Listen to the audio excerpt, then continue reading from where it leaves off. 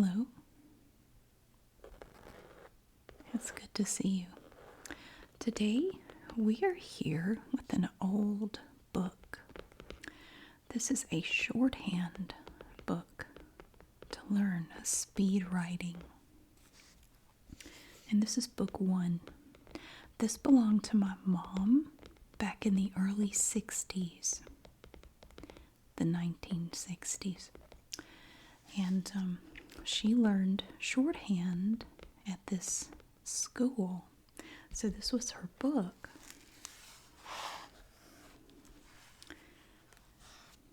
This set of books is valuable to you. Guard it carefully. You must present this set of books along with the national registration form properly validated when you apply. You can get lifetime privileges, free national employment service, free national transfer privilege, and something else. I have this sticky here to cover up my mom's stuff, but she enrolled in this class on September 15th, 1960.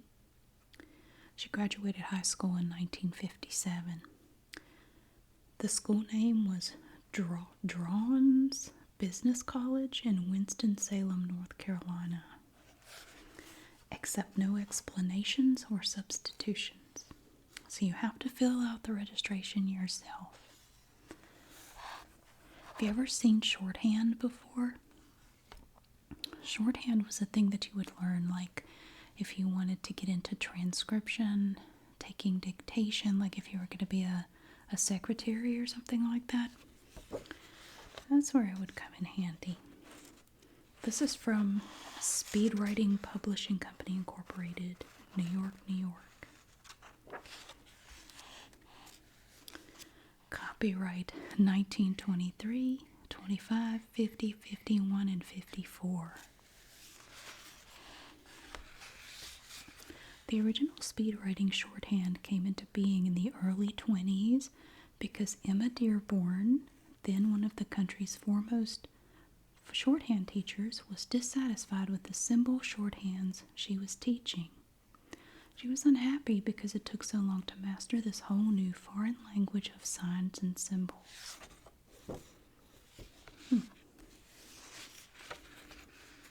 So I thought we would just take a little bit of time today and look at some of this book.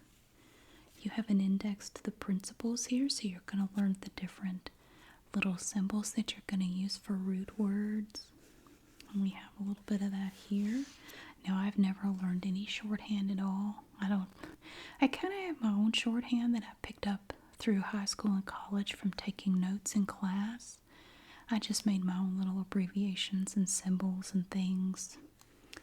But when my mom went to get her 4-year degree in business administration, she used her shorthand skills that she learned in this class to take notes in class. But then, if she tried to share her notes with her classmates, they couldn't read them because they couldn't read shorthand. So shorthand is just an abbreviated way of writing. Like if you're trying to write down stuff that people are saying, and to write it out manually is going to take you some time. Now, penmanship is very important. So here we have cursive, lowercase letters, cursive, uppercase letters. And we start to get into looking at symbols for shorthand. So we start with basic lesson 1. Write what you hear. Omit all silent letters. Write long vowels only. The long vowels are A as in 8, E as in eat, I as in ice, O as in own, U as in you, Y-O-U. So, like, look at this. So for the word male, you end up with this right here. May. I guess that's supposed to be an M. I'm kind of curious to see what an N would look like, but they don't have any words here that start with the M. Pay would just be P-A.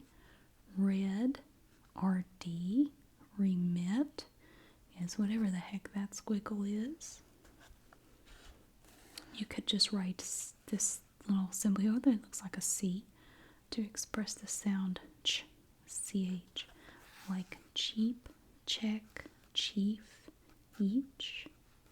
So you just have a little C, CEP, that's cheap. How is that college? This little symbol here expresses the sound J. G has two sounds. The hard sound of G is in go, and the soft sound of J is in age. I want to show you what some shorthand would look like. Look at this, check that out. That's shorthand. And I could not even begin to tell you what that says. Because like I say, I never studied shorthand. But my mom did. She went through this whole course and she learned how to write shorthand. And back then, back in the 60s and even earlier, if you wanted to be a secretary, you would have to learn stuff like this. You would have to learn how to type on a manual typewriter, how to maintain the typewriter. And you would definitely have to learn how to wear pantyhose and high heels. I remember my mom telling me that was one thing about working in an office was you definitely had to dress up. You would wear your gloves when you went out. You would have on your hat. Oh yeah, she said it was very different back then. So these are reading and writing exercises, and we have brief forms. The end of a declarative sentence is indicated by this little slash. So you have this little slash. So that would be the end of a declarative sentence. The end of an interrogative sentence is indicated by a question mark, so that makes sense. A comma is indicated by a comma with a line drawn through it. So it actually just looks like a little X. What's wrong with just doing a comma? I mean, it seems like that would be faster. So here we have little symbols for these brief little short words like and. So it's just a little ampersand thing. Can, it looks like a cursive lowercase k. For, looks like whatever the heck that is. A cotter pen's what it looks like to me. Having is just like a cursive lowercase v. Is or his is just a lowercase s. It or at looks like a sideways J. Well, no, it's backwards. Looks like a fish hook. That's just so interesting. So we know that these little slashes are the ends of declarative sentences. You check. Is that check? What is that? I don't know. I am kind of intrigued though. So this is basic lesson 1. We're only on page 4. It's already gotten complicated. It's complicated. Oh, here they have a note about your registration form. It's on page 116. If it's missing, then you have to write immediately to Speedwriting Publishing Company Incorporated. Oh dear, you will lose all lifetime transfer, brush up, and employment privileges if you don't fill it in yourself. They're very strict about that. They're not playing around. Well, I hope I don't get in trouble. So we have more abbreviations here. We have the correlated lesson 1. I wonder if I could write some of that. So I have a little notebook here, and one of my favorite types of pens, the Precise V7 rolling ball. This is the fine point.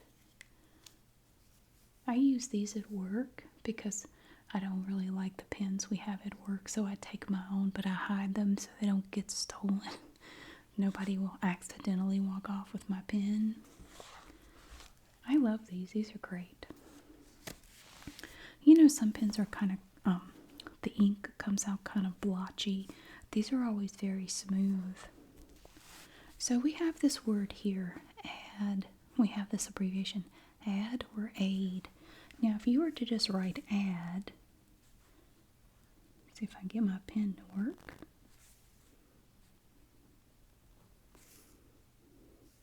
So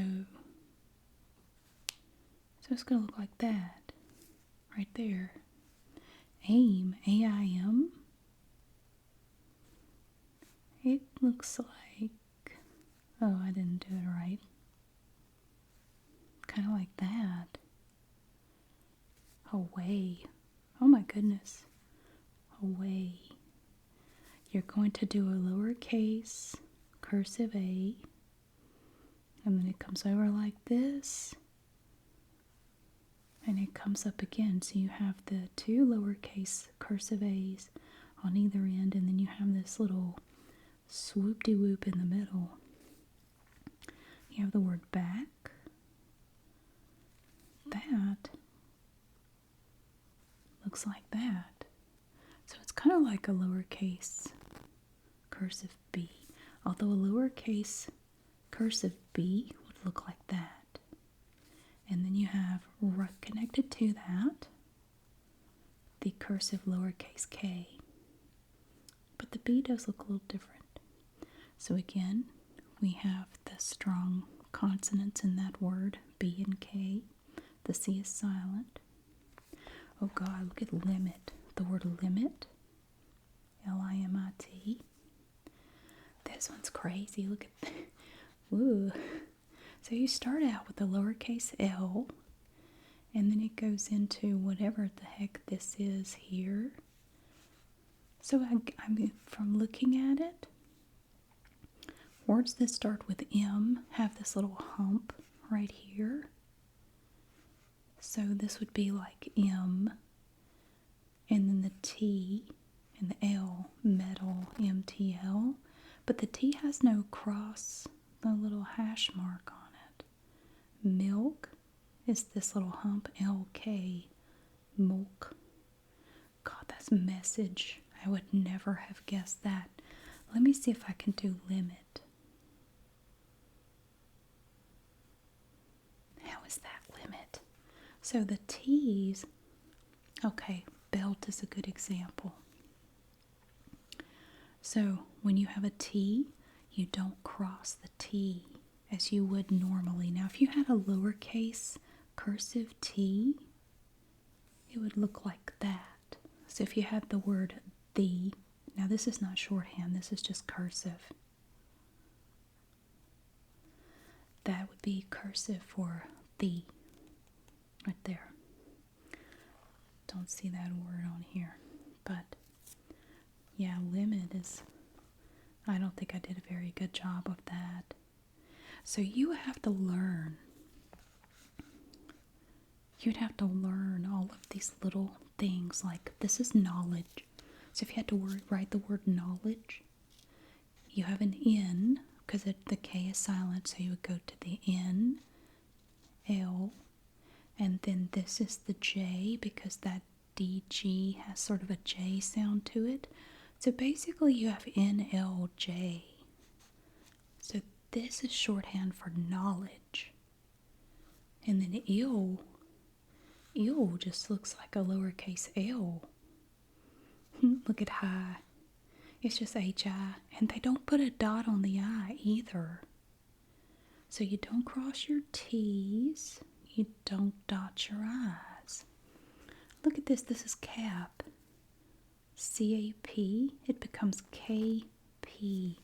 So C-A-P.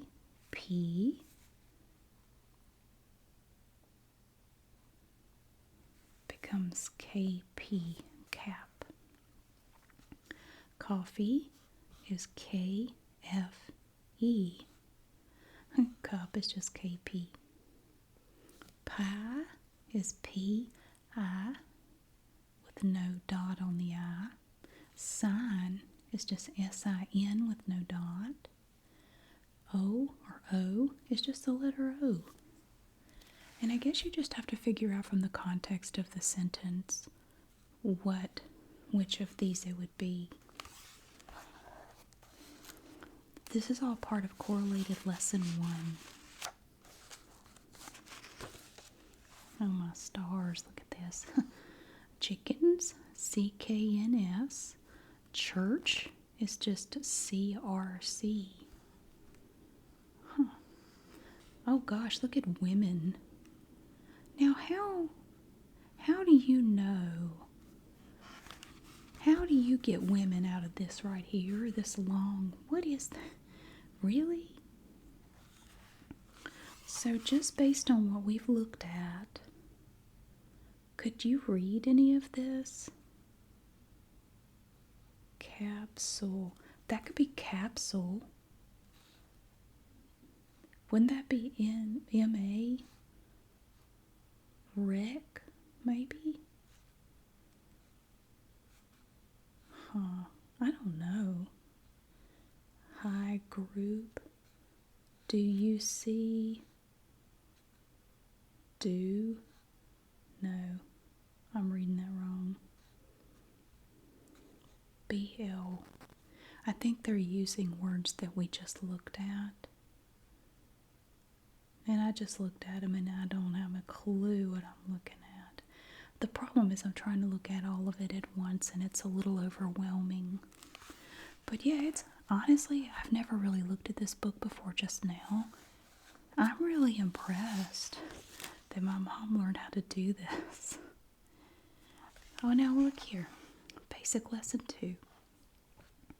Underscore the last letter of a word to express a final ing and thing, like billing, checking, doing. So it's going to add an ing.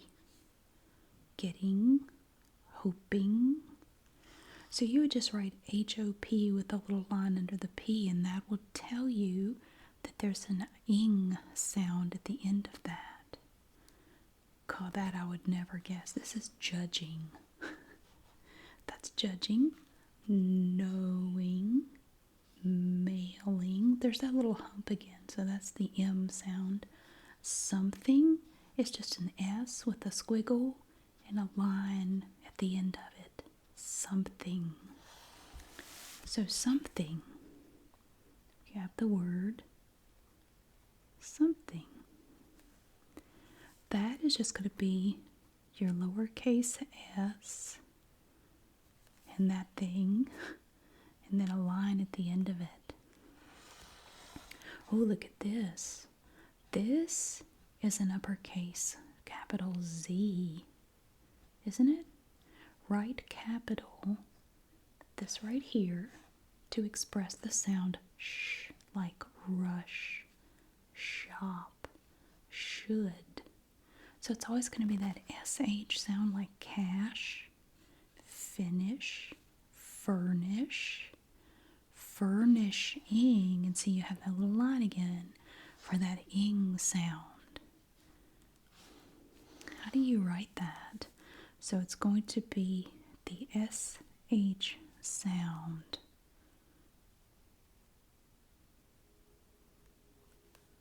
It's kind of like that. So rush, it's kind of like that. I think I went too far with it. Kind of like that. Shop.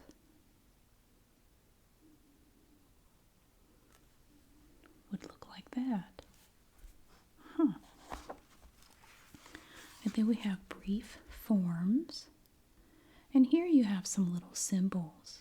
Like this is am, an, it's just an A, with, to, would, just a lowercase d. Dear sir is DS. Very truly yours. Looks like whatever the heck that is. This is move. And just a lowercase r is our, O-U-R, or our, H-O-U-R. Huh. And then here you have all these words, and it's basically just a lowercase b in cursive. And then we have phrasing. Phrasing is the natural joining of words. The word to is expressed by this little symbol in infinitives only. If possible, join the word to to the word following it, like to be, to bed, to college. How is that college? It looks like Lockley. To delay, DLA. To do, DU is do. To hope, it just looks like IHOP. To know, so it's just basically at the beginning of it just kind of does like that. And then it joins into the rest of it. So you just have this little part that just kind of sticks up like an antenna. To pay, have that little part that sticks up. It looks like YOA, but that is a lowercase PA.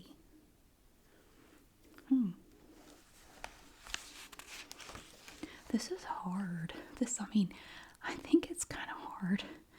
It would take me a while. I would have to seriously pay attention in these classes.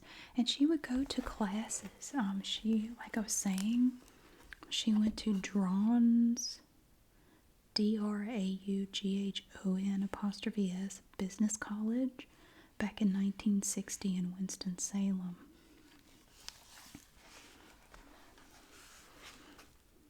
And you had to dress up to go to these classes too.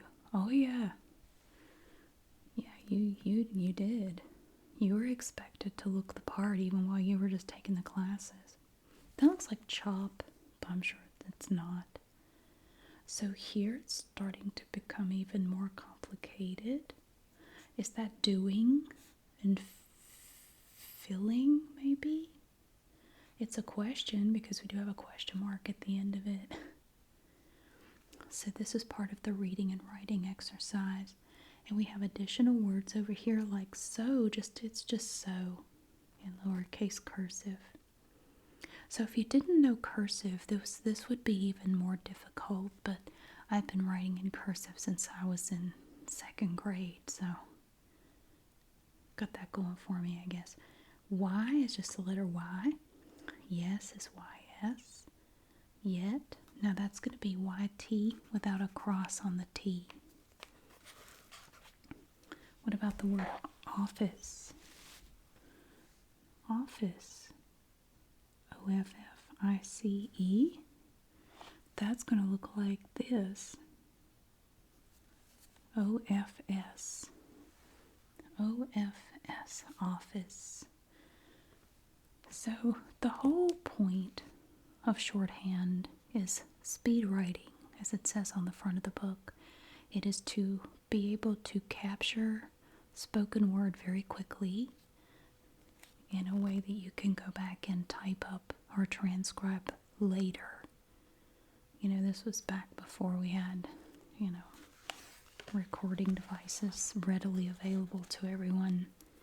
So you had to just sit there and take notes, take dictation, and then later you would go back to your desk and type up the letter or whatever it was. So again, we have ing, which is indicated by these underlines here, like letting. It looks like it's just LT with an underline, so that would be let, and then letting with the underline. Living would be LV with an underline under the V to indicate the ing sound. Moving, MV. Now, just so you know, if you don't know cursive, this is how the M looks in shorthand. It just looks like a little hump. But if you were to write a lowercase m, it would actually look like this. It would look like this right here. You would have 3 little humps, and a lowercase n would have 2 humps. So it's not like a printed lowercase m or a printed lowercase n, which would look like that. You actually have 1 extra hump in the cursive than you have in the printed version of these lowercase letters. I went to a church school going up through 5th grade, and we had penmanship classes every year, and we were very carefully graded on our handwriting.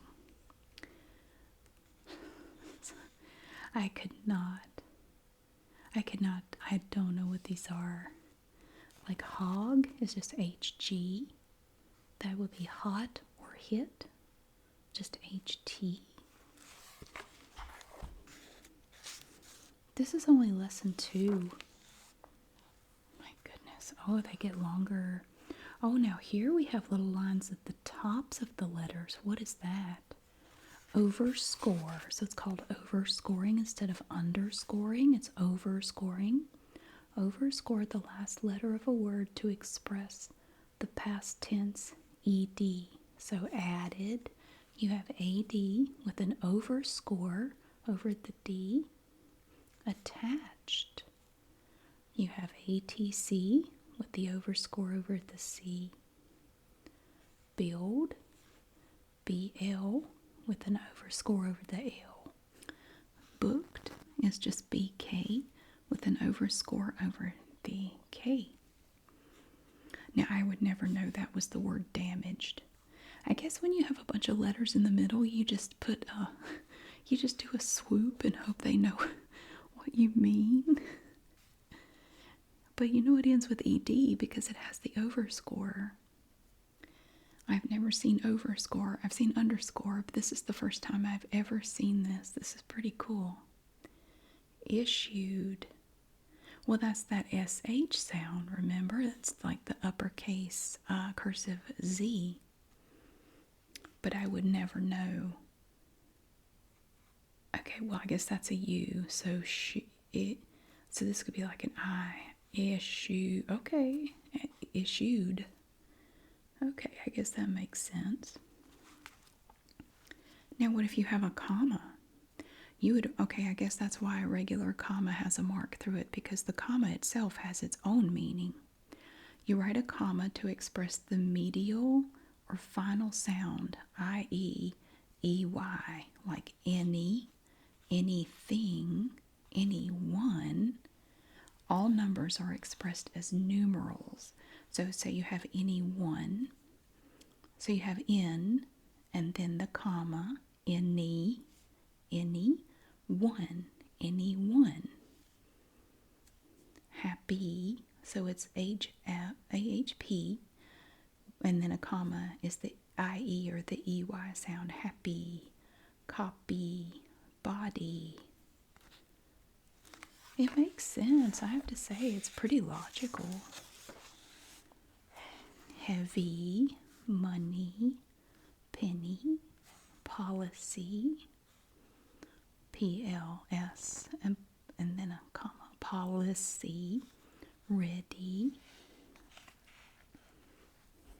Interesting. I have to see this registration form. They've got me curious. What is this? Is this it?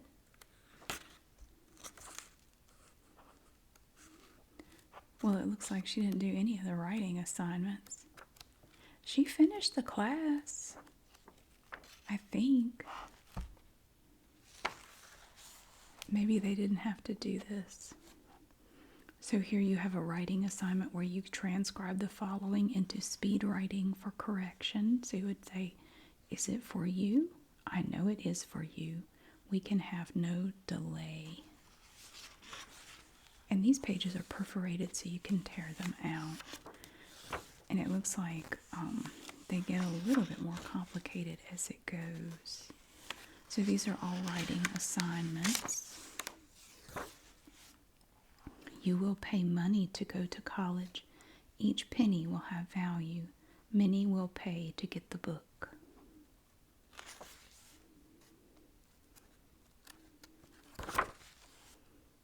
Writing assignments.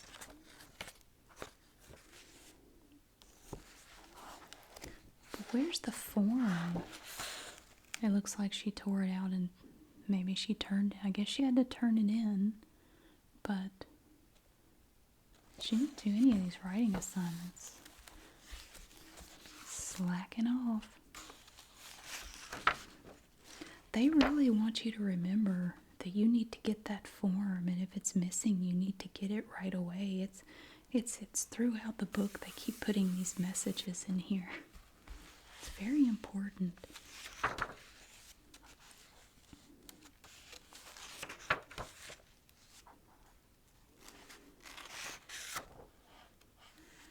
So you want to associate all the words of similar sound families in your mind, and thereby you save the learning of separate words.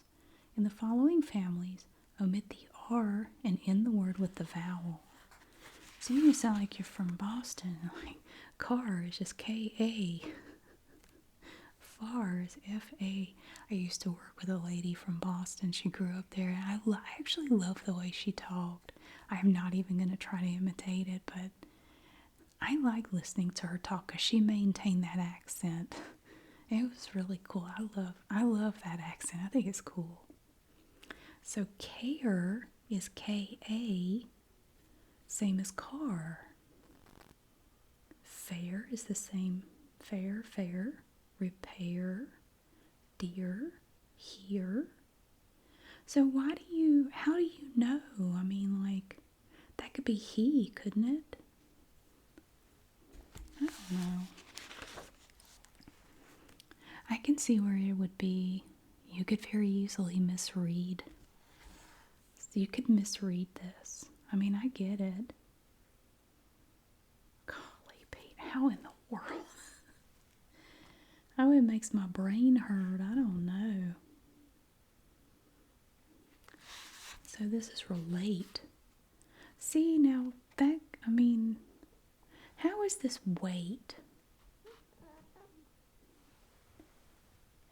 Okay, so weight and weight, the two, W-A-I-T, W-E-I-G-H-T. How is that weight? That's late. Locate. I don't know. I'm glad I didn't have to go through this class. I don't know how I would have done. Whew. So here we have the overscore. So that's the ED sound. Oh my God, I would never guess this. This is hesitated. That's hesitated. Located. Locating. See, it has the underscore for ing. Waiting. I would never have guessed that. Oh, I guessed that right. I just looked at it and I said that's parcel. It is parcel. But this is pocket. And I cannot get over. So that is a T. You just don't cross it. Modern. Aim. Column. It is just crazy. So you indicate a proper noun by writing the little squiggle under it. Repeat a mark of punctuation at the end of a sentence to indicate a new paragraph. Huh. I guess. That's my mom's handwriting. I recognize that. That's pretty cool. She wrote that. Wow.